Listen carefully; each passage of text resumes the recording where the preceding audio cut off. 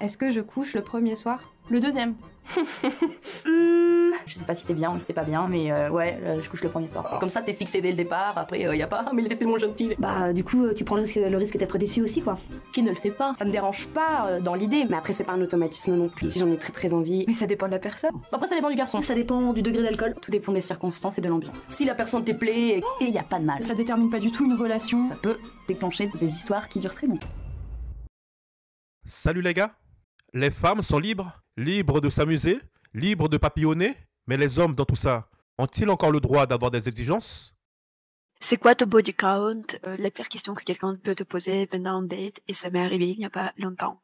Du coup, je vais faire une petite histoire. C'était un 3e date avec un garçon, et il s'est osé à me poser la question, c'est quoi mon body count? Déjà, je trouve que c'est très aberrant, et que c'est vraiment out of the context. Pourquoi? Parce qu'aujourd'hui, je pense que on a déjà passé un peu le cap, à mon avis, quand on juge les femmes ou les hommes en fonction du nombre de leurs partenaires. Il y a des hommes qui aiment les femmes kilométrées. Je ne leur jette pas la pierre. Et il y en a qui veulent des femmes avec moins de kilomètres. Et c'est en quoi dérangeant? Là, on a affaire à un homme exigeant qui s'intéresse au passé de la personne en face d'elle. En quoi il ne pourrait pas savoir sur quel cheval il mise sa vie? Au nom de quoi? Au nom du néo-féminisme? Au nom de la liberté sexuelle des femmes? Au nom de quoi? Je le demandais bien sûr. Est-ce que j'étais la première femme qui était offensée par ce genre de questions? Il m'a dit bien sûr que non, et que généralement les femmes lui répondent à ce genre de questions. Bien sûr que moi je l'ai affirmé que ce n'est pas son affaire. Et si on parle de CT, c'est une chose, oui. Et chacun a le niveau de son différent. Et donc, je pense que pour quelqu'un, un partenaire ou 5 partenaires, ça va être trop petit, ou au contraire suffisamment pour toute la vie, comme il y a d'autres types de personnes pour lesquelles le nombre de partenaires peut varier entre 10 et 20 et 15 et un peu plus, parce qu'en fait chacun vit sa sexualité différemment, et comme disait Foucault, avec chaque partenaire on découvre notre sexualité plus et différent. Et en fait pour moi c'était la dernière question qu'il pouvait poser pour que je lui dise qu'en fait on ne pourra plus se revoir, parce que pour moi, quand un homme me pose ce genre de questions, ça veut dire qu'il veut me placer dans une certaine catégorie des femmes. Et ce que je déteste le plus, c'est catégorisation des femmes en fonction de leur nombre de partenaires. Pourquoi cette question dérangerait? Pourquoi un homme exigeant n'aurait-il pas le droit de savoir combien de partenaires tu as eu dans la vie? La liberté sexuelle des femmes est un droit inattaquable aujourd'hui. Si tu oses le questionner, on t'accuse aussitôt de vouloir remettre des chaînes aux femmes. Elle revendique le droit de jouir librement, tout en déniant à l'homme celui de savoir. Donc en fait, si ce genre de questions, même si ça vous intéresse, il ne faut pas le faire. Parce qu'en fait, si c'est une femme qui est affirmée, qui connaît sa valeur, et en fait qui comprend que sa valeur n'est pas égale au nombre de partenaires, c'est dans la société, et tout ce que ça peut représenter dans la société, en fait, ça va être la dernière fois que vous voyez cette femme. Mais ça, c'est ton appréciation, car les études ont prouvé le contraire. Plus tu as eu de partenaires dans ta vie, plus le risque que ton couple capote augmente. Donc, si un homme veut savoir, c'est son droit. Parce que elle ne va plus vous répondre, a envie d'avoir contact même humain avec vous, parce que elle va comprendre qu'en termes de valeur, vous êtes complètement différents, et même en l'amitié, c'est quelque chose qui n'est pas envisageable, parce que c'est une des valeurs clés des femmes contemporaines aujourd'hui, et ça peut vraiment causer l'envie de ne plus vous revoir. Voilà, donc c'est quoi the body count? Oubliez cette question et posez quelque chose de plus intéressant. Un homme avec des options et sans réponse te dira simplement next. La dictature de la pensée a muselé la société et les hommes. Aujourd'hui, les femmes veulent jouir, mais sans assumer les conséquences. Ok Maga, je vais t'expliquer pourquoi faire l'amour le premier soir avec ce date n'est pas forcément une si mauvaise idée. Déjà, tu dois répondre à 3 questions. Est-ce que tu as envie de le faire? Si la réponse est oui, c'est bon. Est-ce que tu te sens connecté avec le mec ou la meuf avec qui tu as envie de le faire? Et est-ce que tu te sens en sécurité et que tout va bien?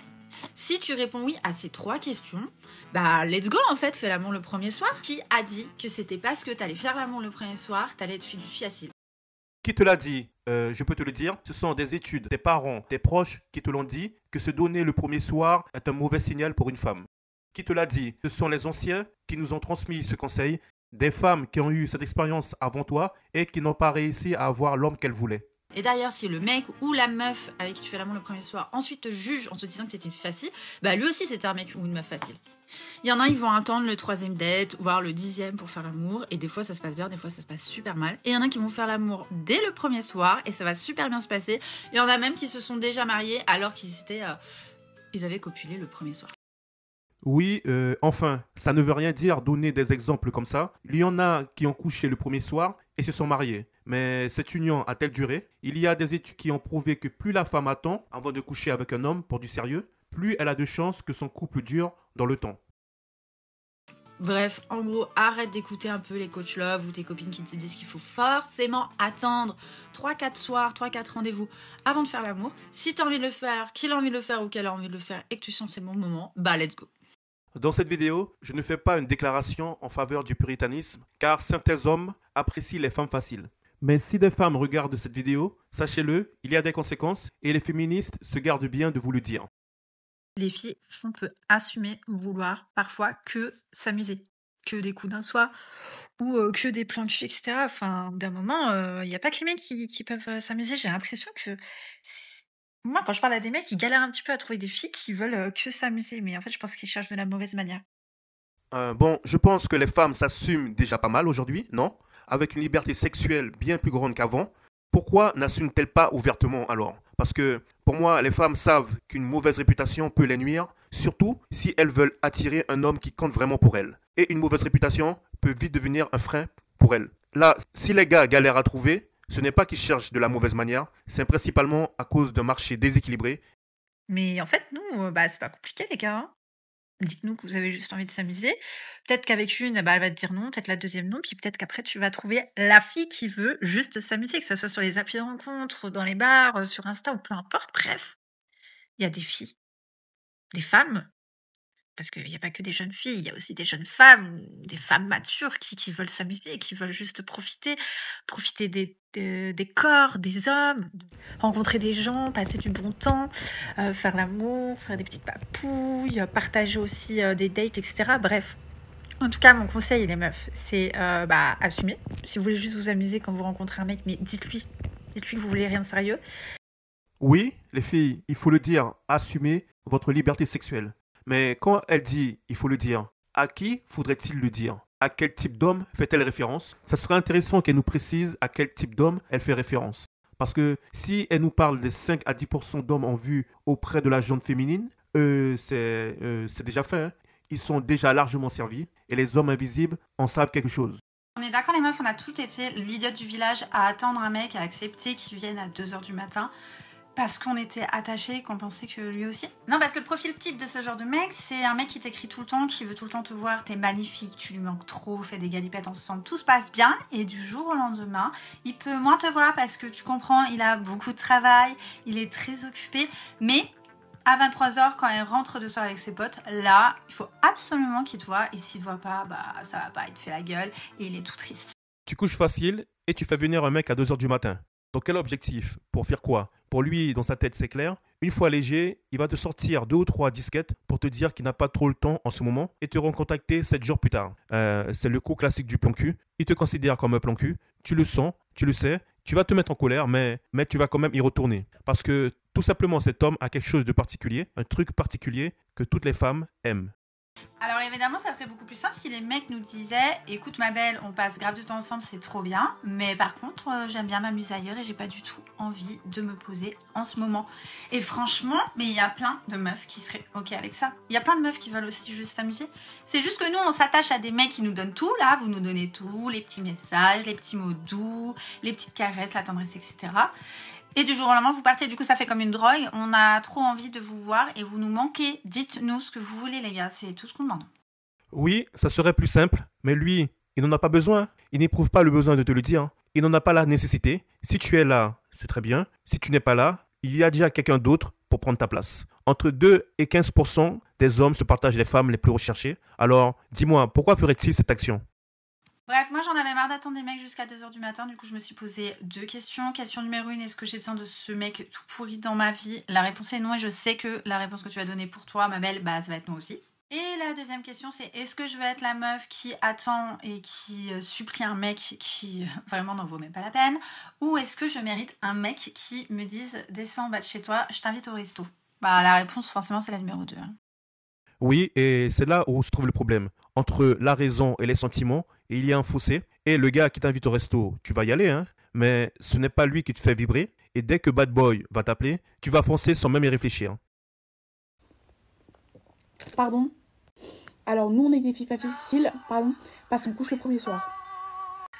Mais donc mec, si tu mets dans la tête, ok nous on couche avec vous le premier soir, mais vous faites aussi le premier soir, donc sinon on est des filles faciles, vous êtes un mec facile. Si on raisonne comme tu le penses. Ça m'énerve. Ça m'énerve. Parce qu'en fait vous êtes en train de nous faire passer pour des filles faciles, alors que vous aussi vous l'avez fait le premier soir, donc ça va où est souci, genre même si on fait le premier soir, ok on l'a fait le premier soir, ok on devrait peut-être pas le faire le premier soir, mais vous aussi vous êtes dans le coup, vous aussi vous faites le premier soir, donc pour nous forcément on est des filles faciles et forcément vous nous tombez dessus, alors que vous non. Non vraiment expliquez-moi. Les gars, on lui explique. La conquête est l'objectif naturel des hommes, mais pour une femme, multiplier les conquêtes ne la met pas en valeur. Parce que coucher avec des hommes, c'est la chose la plus facile qu'elle puisse obtenir. Et dans la vie, on valorise toujours ce qui est rare et difficile. Est-ce que c'est grave de baiser le premier soir? Est-ce que c'est féministe? Est-ce que c'est grave de dire je t'aime le premier soir? Est-ce que c'est féministe? Je sais pas. Et moi je fais ça. Je baise le premier soir, je dis je t'aime le premier soir, ça pose plein de problèmes. Oui, c'est clairement féministe. Je l'ai déjà dit dans une autre vidéo, les néo-féministes veulent être des hommes, tout simplement. Elles jalousent la condition de l'homme et enchaînent les conquêtes sans réelles conséquences. Donc les gars, si vous voulez vous amuser, c'est ok. Mais si vous cherchez une femme pour une relation sérieuse, évitez la meuf qui a ratissé tout le quartier. On va passer à la partie dynamique sociale maintenant.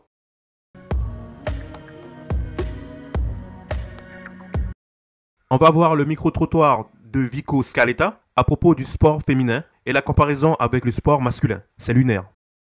Alors, je vais vous donner des statistiques et vous allez me dire ce que vous en pensez. Ce qui s'est passé, c'était il y a quelques années, c'était les U15 de Lyon, qui ont moins de moyens que le football féminin, qui ont affronté l'équipe de Lyon, justement féminine, qui, elles, sont championnes. Donc, la Ligue des Champions, c'est un peu le championnat du monde des clubs. Et ce qui s'est passé, c'est qu'ils les ont battus 6-0, en étant des U15 masculins. Et sachant qu'ils n'ont pas de moyens, parce que c'est un centre de formation, c'est-à-dire qu'il y a beaucoup de... C'est une équipe masculine contre une équipe féminine. Oui, mais les masculines, ils ont 15 ans. Ouais. Et les femmes, c'était les championnes du monde, justement, dans leur catégorie. Est-ce que du coup, ça montre pas une différence de niveau entre les hommes et les femmes? Je sais pas. Je sais pas. Des fois, il y a des grands matchs qui sont à 3-0 et on sait pas pourquoi.